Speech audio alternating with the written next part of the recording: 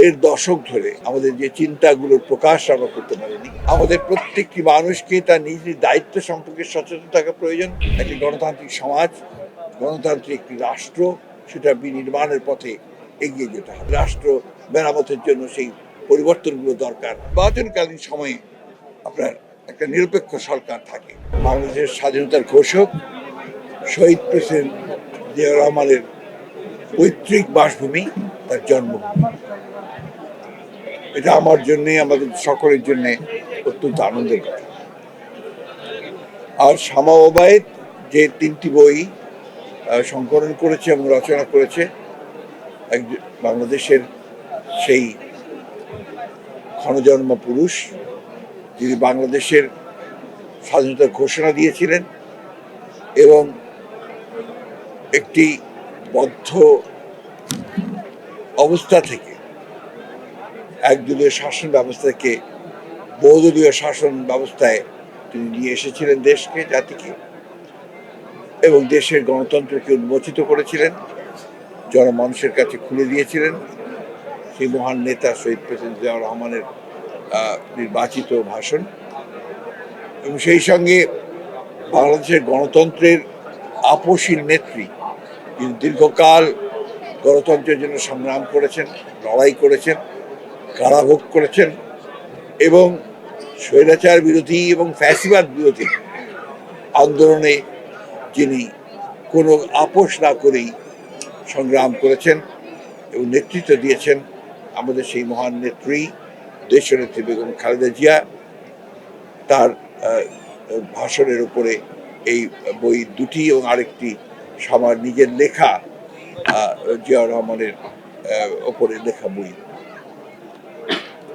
আমরা আজকে অত্যন্ত আনন্দিত এই জন্যে যে বিগত প্রায় দেড় দশক ধরে একটি ফ্যাসিবাদী সরকারের অধীনে থেকে আমরা আমাদের যে চিন্তাগুলোর প্রকাশ আমরা করতে পারিনি।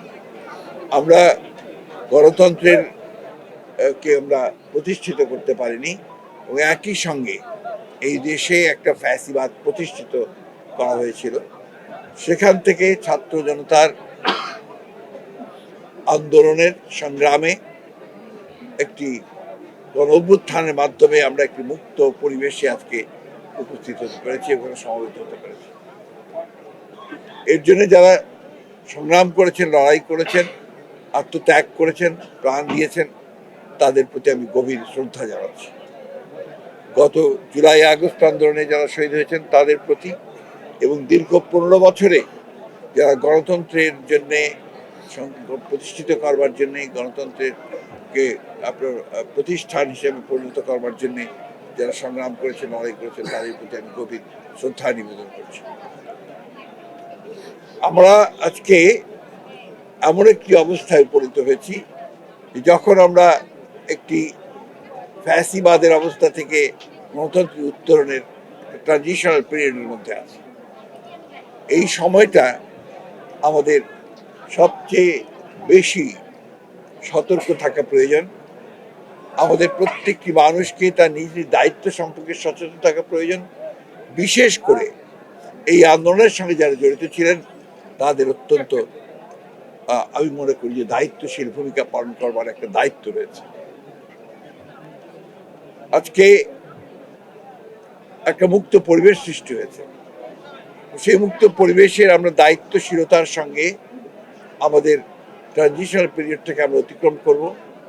আমরা একটি সকলের কাছে গ্রহণযোগ্য নির্বাচনের মধ্য দিয়ে আমরা একটি গণতান্ত্রিক রাষ্ট্র নির্মাণ করব, ব্যবস্থা নির্মাণ করব, সমাজ নির্মাণ করব।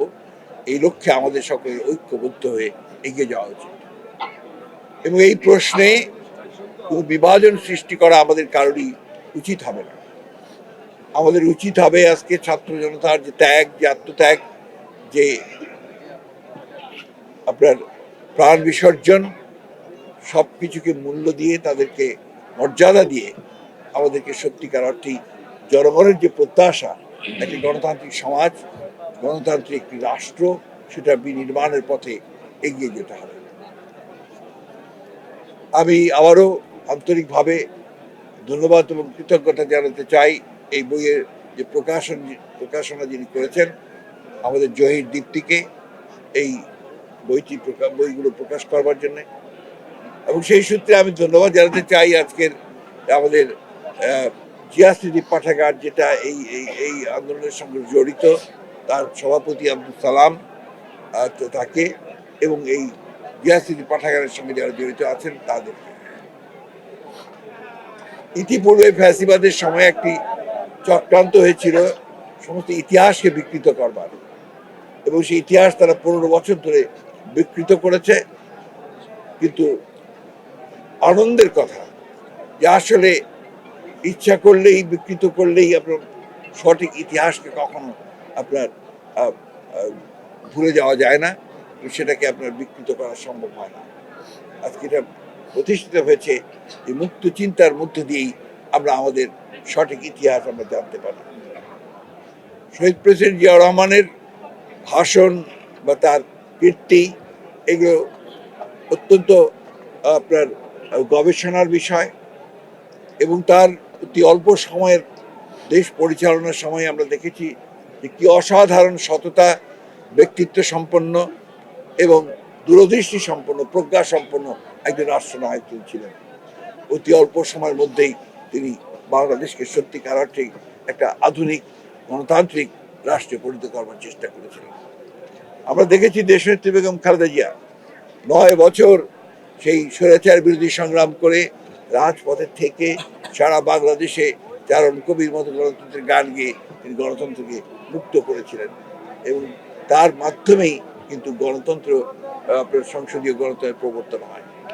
আজকে সংস্কারের কথা এসেছে, এবং সংস্কার অবশ্যই আমরা মনে করি যে রাষ্ট্র মেরামতের জন্য সেই পরিবর্তনগুলো দরকার, এবং এটা উপলব্ধি করেই আমাদের দেশনেত্রী বেগম খালেদা জিয়া 2016 সালে তিনি ভিশন 2030 দিয়েছিলেন, যেটা রাষ্ট্র সংস্কারের কথা বলা ছিল, এবং তারই ধারাবাহিকতায় আমাদের ভারপ্রাপ্ত চেয়ারম্যান তারেক রহমান 2022 সালে তিনি রাষ্ট্র মেরামতের জন্য, রাষ্ট্র কাঠামোকে রূপান্তরের জন্য তিনি 31 দফা দিয়েছিলেন, যার মধ্যে আজকে সংস্কারের যে প্রধান বিষয়গুলো আসছে সেই বিষয়গুলো সমস্তই এর মধ্যে আছে।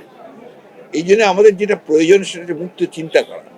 প্রত্যেকটি মানুষ, প্রত্যেকটি দল, প্রত্যেকটি যেন তার মতামত প্রকাশ করতে পারে, জনগণ সেই মতামতকে পরীক্ষা নিরীক্ষা করতে পারে, এবং তার মধ্য থেকে তার যেটা প্রয়োজন সেটা সে গ্রহণ করতে পারে।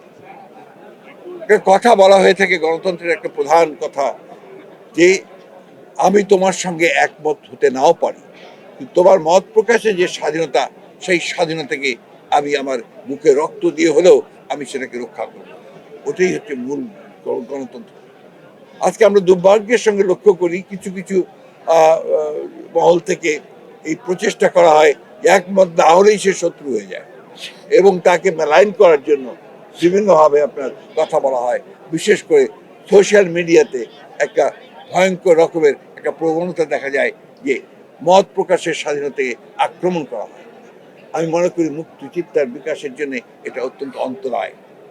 এই জায়গাগুলো আমাদের অত্যন্ত সচেতনভাবে লক্ষ্য করা উচিত। বিশেষ করে নতুন প্রজন্মের কাছে আমার আহ্বান থাকবে যে আপনারা যে পরিবর্তন ঘটাতে সাহায্য করেছেন, যেটা ঘটিয়েছেন অগ্রণী ভূমিকা নিয়ে, সেটাকে সুসংগত করার জন্য ইতিবাচক চিন্তা করতে হবে, ইতিবাচকভাবে এগিয়ে যেতে হবে, নেগেটিভ চিন্তা থেকে বিরত থেকে, এবং গঠনমূলক পথে এগিয়ে যেতে হবে।